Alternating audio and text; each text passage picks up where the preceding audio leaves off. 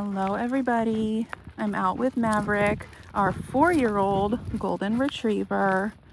The main reason that this guy came to training is because of how hard he pulled on the leash. And wow, his owners were not exaggerating. We've really softened him up. He's in his 4th week of training.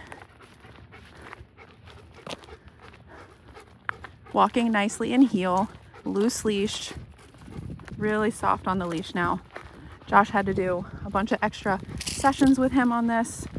It's not so much about like, oh, he doesn't like walking in heel. It's more he wants to lead.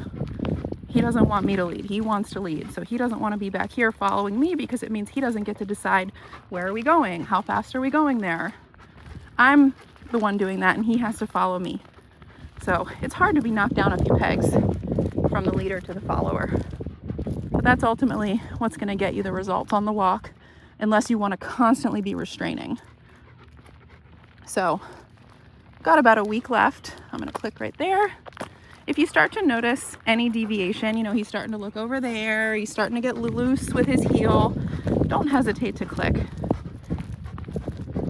What I'm looking for in this walk is obviously soft on the leash. Definitely don't want him ahead of me. Definitely want a loose leash, but I want him to be paying attention to me. I want him to be following me, not worried about everything in the environment around him. Good boy. Good. So anything further than that, I'm going to push back, right? Good. That little move I just did right there, I'm dipping back to see if he's going to go ahead. Because I want him to stay behind me. I can't stress how much this is more mental than it is physical, right? Good. Your owners are going to be so happy. Pretty happy with that. We're going to chip away at that every single day. Let's see what happens if I stop.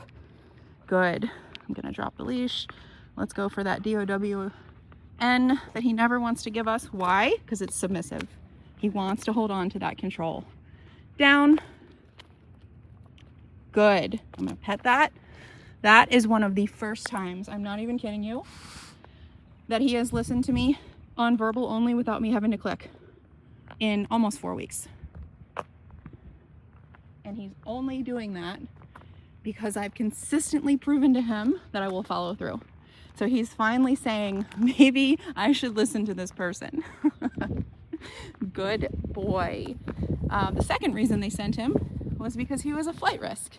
He could not be off leash. He would wander off and eventually come back when he felt like it. Good boy. Look at that state of mind. What I mean when I say that is he's calm. He's not antsy. He's not whining, fidgety. He's just waiting. Good boy. Okay, let's do the recall. So obviously the recall with the tone is of utmost importance. If he does get out the front door or get out the gate because life happens, I want his owners to be able to start tapping the tone, which works up to a half a mile away, and he starts running back. Okay, let's try it. Come.